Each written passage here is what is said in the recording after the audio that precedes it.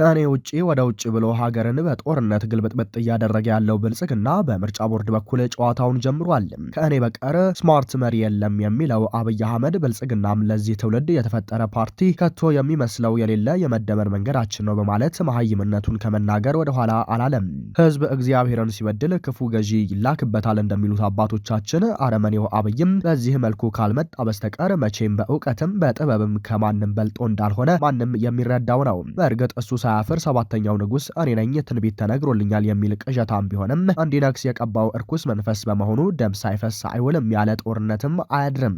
ራሱን እንደማይሳሳት እንደ አምላክ መልእክተኛ ለኢትዮጵያ ከሱ ውጪ አዳኝ እንደሌላት በመቁጠር ናቡከደነጾራዊ ትዕቢቱን በብሔራዊ ቴሌቪዥን በቀጥታ ስርጭት እየተናገረ የእሱ ተቃራኒዎችን ያብጠለጥላቸዋል። ከሱ ሀሳብ የተለዩትን ተላላኪዎች፣ አጀንዳ ተሸካሚዎች ላኪያቸው ግብጽ ናት፣ ኤርትራም አለችበት እያለ ለሚመራው ህዝብ ክሱን ያቀርባል።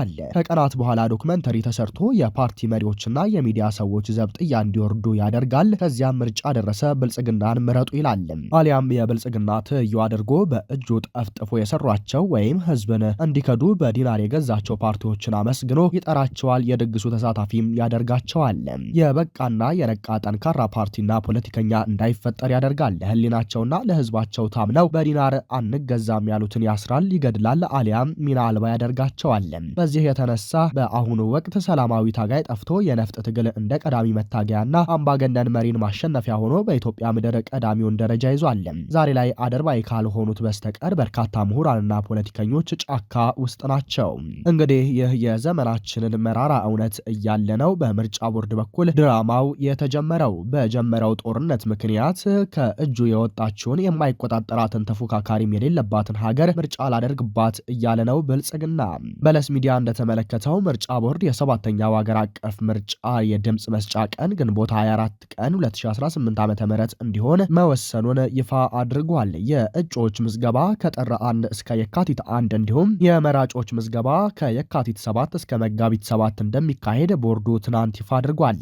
መላና መድረሻ ያጣው ህዝብ እውነቱን ቢያውቅም ዝም ከማለት ውጪ ምንም ምርጫና አልቀበልም የሚልበት ብልጽግናዊ መብት የለውም። በወረቀት ጽሑፍ ላይና በሚዲያ ብቻ ከፖለቲካ ገለልተኛ ነው የተባለለት በአገዛዙ የሚመራው ምርጫ ቦርድም የታዘዘውን ከመፈጸም ውጪ አቅምም ፍላጎትም የለውም። የጌታቸው ረዳና የብልጽግና የሽርክና ፓርቲ የሆነው ስምረት ፓርቲም ለዚህ ሀገራዊ ቀልድ ማጀቢያ እንዲሆን ትናንት ከምርጫ ቦርድ እውቅና ተሰጥቶት ዜና ሆኖ ተመልክተነዋል።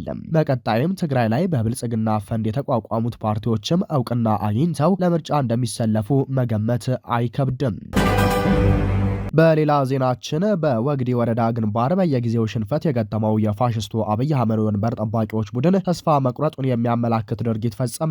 የአማራ ብሔራዊ ኃይል አፋብሃ ምስራቅ አማራ ቀጠና ሚኒሊክ እዝ ንጉስ ሚካኤል አሊኮር መብረቅ ክፍለ ጦር በሚንቀሳቀስበት ቀጠና የብልጽግና ቡድን ወግዲ ወረዳ ውስጥ አንዲት ወላድ እናትን በጥይት ደብድቦ ገድሏል ነው የተባለው። ሚኒሊክ እዝ ለበለስ ሚዲያ ባጋራው መረጃ ህዳር 29 ቀን 2018 ዓ.ም ምሽት 5 ሰዓት አካባቢ የተፈጸመው ድርጊት በርካቶችን ያሳዘነ ነው ብሏል።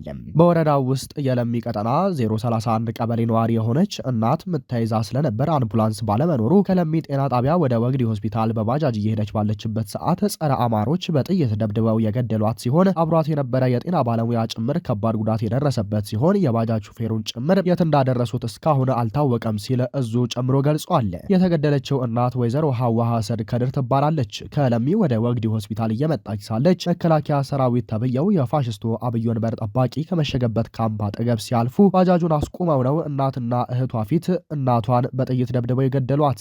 የተፈጸመውን ድርጊት ለአራተኛ ጊዜ መሆኑ ነው ከስፍራው የደረሰን መረጃ የሚያመለክተው። ከዚህ ቀደም 3 እናቶች ተገድለዋል። ወረዳው ውስጥ 6 አምቡላንሶች ቢኖሩም አገልግሎት የሚሰጡት ለጸጥታ ኃይል አባላት ብቻ ሲሆን ወላድ እናቶችና ህሙማን በባጃጅ እንዲሁም የመንገድ ችግር ባለበት ቀጠና በሞተር ሳይክል ነው ወደ ጤና ተቋማት የሚሄዱት ያሉት የመረጃ ምንጮቻችን ወረዳው ውስጥ አምቡላንሶችን መከልከል ብቻ ሳይሆን ታካሚዎችን መግደል የተለመደ ተግባር ሆኗል ብለዋል ያለው አፋብሃ ምስራቅ አማራ ቀጠና ሚኒሊክ እዝ ነው።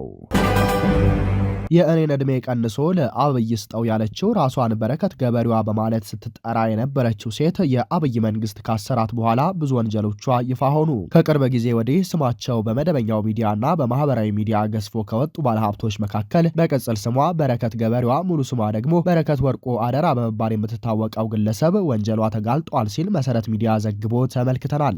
ግለሰቧ ጠቅላይ ሚኒስትር አብይ አህመድን አስመልክቶ ከጥቂት ወራት በፊት እኔ ሁሌ የሚያስጨንቀኝ የሚያሳስበኝ ነገር ጠቅላይ ሚኒስትራችን ደከመኝ በቃኝ ትንሽ ልረፍ እስቲ እንደ አባት ወደ ልጆቼ ወደ ቤተሰቤ ልመለስ ቢል ምን ይውጠናል?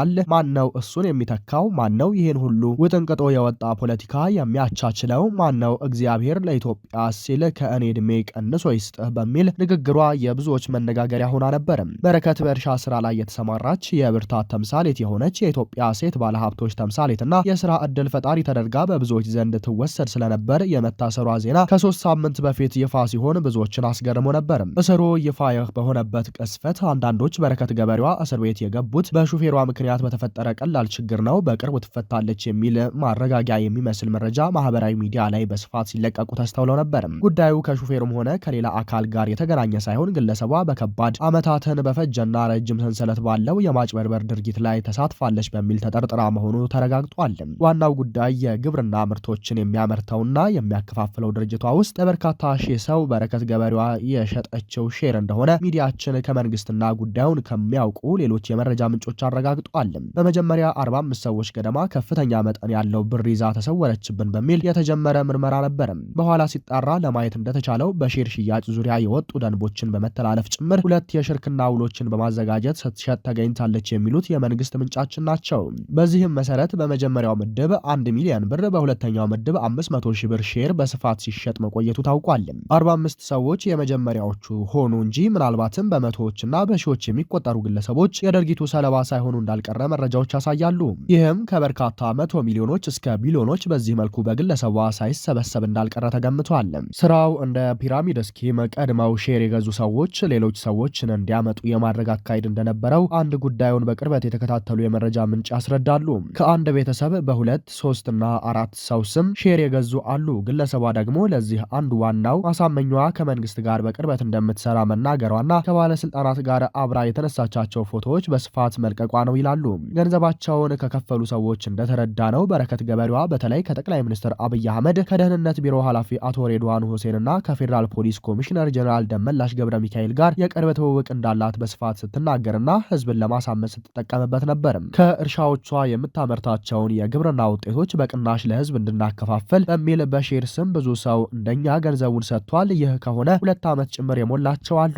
ዓመት ያለፋቸው ሞልተዋል። ምንም እንቅስቃሴ የለም የሚሉት አንድ የድርጊቱ ሰለባ ከቅርብ ወራት ወዲህ ግለሰቧ ጭራሽ ተሰውራ እንደቆየችና በማህበራዊ ሚዲያ ብቻ ትታይ እንደነበር ያስረዳሉ። ሌላ ብራቸውን እንደተበሉ የሚጠቅሱ ግለሰብ ደግሞ በረከት ገበሬዋ የኢትዮጵያ የስልክ ቁጥሯን ጭራሽ በማጥፋት ከአየርላንድ ሀገር ስልክ በሆነ ቁጥር ዋትሳፕ ላይ ብቻ አልፎ አልፎ ትገኝ እንደነበር ያስረዳሉ። በዚህ ድርጊት ተታለው ገንዘባቸውን በብዛት የሰጡ ሴቶች እንደሆኑ የሚናገሩት ሌላኛዋ ምንጫችን ግለሰቧ የከፍተኛ ባለስልጣናትን ስም ደጋግማ በመጥራት ሼር ገዢዎችን ጥያቄ እንዳያነሱ ታደርግ እንደነበር ያስረዳሉ። ከባለስልጣናት ጋር ግንኙነትና ቅርበት አለኝ የሚለው የተጠቀመችው ለሼር ሽያጩ ብቻ ሳይሆን ከማንኛውም ሰው ጋር አለመግባባት ውስጥ ስትገባ ጭምር ነበር። ባለስልጣናት የእሷ ማስፈራሪያ ነበሩ የሚሉት የመንግስት የመረጃ ምንጩ በዚህ ሁኔታ በርካታ ሌሎች ያልተደረሰባቸው ጉዳዮችም አሁን ወደፊት እየመጡ መሆኑን ለሚዲያችን ነግረውናል። ለምሳሌ በኦሮሚያና በአፋር ክልል በኢንቨስትመንት ስም የወሰደቻቸው ትላልቅ ስፋት ያላቸው መሬቶች ጭምር በሽያጭና በማይታወቁ ውሎች ስማቸው ከበረከት ገበሬዋ ወደ ሌሎች ሲተላለፍ እንደነበር መረጃዎች ለሚዲያችን ደርሰዋል። በረከት ገበሬዋ የዛሬ 2 ዓመት ከጠቅላይ ሚኒስትር አብይ አህመድ የመደመር ትውልድ መጽሐፍን በ50 ሺህ ብር ዩሮ ገዝታ ነበር። እንደዚህ አይነት ድርጊቶች በተለይ የሚፈጸሙ ወንጀሎችን ለመሸፈን ሲውሉ ይስተዋላል የሚሉት ምንጮች በቅርቡ የኬና ሆቴል ባለቤትም በተመሳሳይ በቁጥጥር ስር መዋላቸውን አስታውሰዋል ሲል የዘገበው መሰረት ሚዲያ ነው። ዓለም አቀፉ የወንጀለኞች ፍርድ ቤት በዳርፉር የጦር ወንጀል መፈጸሙን ባመነው የቀድሞ የጃንጃይድ ሚሊሻ መሪ ላይ የ20 ዓመት የእስር ቅጣት አስተላለፈ። ዓለም አቀፉ የጦር የወንጀለኞች ፍርድ ቤት በዳርፉር የጦር ወንጀል መፈጸሙን ባመነው ቀድሞ የጃንጃይድ ሚሊሻ መሪ ላይ የ20 ዓመት እስራት ቅጣት አስተላለፈ። በአውሮፓውያኑ አቆጣጠር በ2003 እና በ2004 በጃንጃይድ ሚሊሻ በዳርፉር የተፈጸሙ ተያያዥ ወንጀሎችን በሚመለከት ፍርድ ቤቱ እንዲህ አይነት ውሳኔዎችን ሲያሳልፍ ይህ የመጀመሪያው መሆኑም ተገልጿል።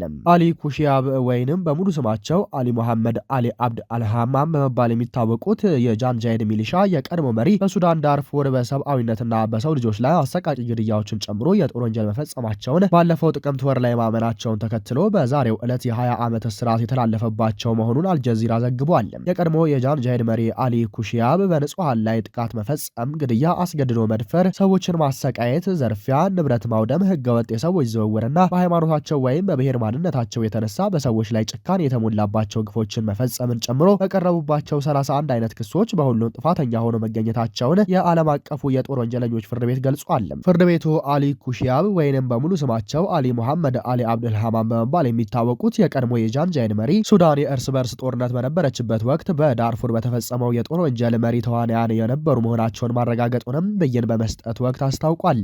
ይህንንም መጥረቢያ ጭምር በመጠቀም ሰዎችን በመደብደብና ለገዳዮች የግድያ ትዕዛዝ በመስጠት አሊ መሐመድ አሊ አብድ አልሃማን በግሉ በዳርፉር በተፈጸሙ የጦር ወንጀሎች መሳተፉን አረጋግጠናል ሲሉ ውሳኔውን ያስተላለፉት ዳኛ ጆሃና ኮርነር ተናግረዋል። ግለሰቡ በዳርፉር የሱዳን የእርስ በርስ ጦርነት ወቅት ሰዎችን በኃይል ከቀያቸው የማፈናቀል፣ ሰብአዊ ክብር የጎደላቸው ወንጀሎችን በሰዎች ላይ የመፈጸምና የዘር ማጥፋት ወንጀሎችን መፈጸሙን ተበዳዮችን ጠቅሰው ዳኛ ጆሃና ገልጸዋል። አሊ ኩሺያብ በበኩሉ በአውሮፓውያኑ 2021 በመጀመሪያ በተጀመረው የክስ ሂደት አሊ ኩሺያብ እኔ አይደለሁም በማለት ፍርድ ቤቱ በስህተት በእርሱ ላይ ክስ መመስረቱን ጠቅሶ ተከራክሮ የነበረ ቢሆንም ሙግቱ በዳኞች ውድቅ ተደርጓል። ይሁን እንጂ ባለፈው ጥቅምት ወር ላይ በተደረገ የፍርድ ሂደት አሊ ኩሺያብ ጥፋቱን መፈጸሙን በማመኑ በዛሬው ዕለት የ20 ዓመት እስር ቅጣት ተላልፎበታል። አቃቤ ሕግ ሁለት ሰዎችን በመጥረቢያ ቀጥቅጦ የገደለውና ዛሬም በብዙዎች አእምሮ ውስጥ ያልጠፉ የእነዛ አረመኔዎች አባልና መሪ የሆነው የጦር ወንጀለኛ በእጃችሁ ላይ ነው ያለው በሚል በግለሰቡ ላይ የተፈረደው የ20 ዓመት ክስ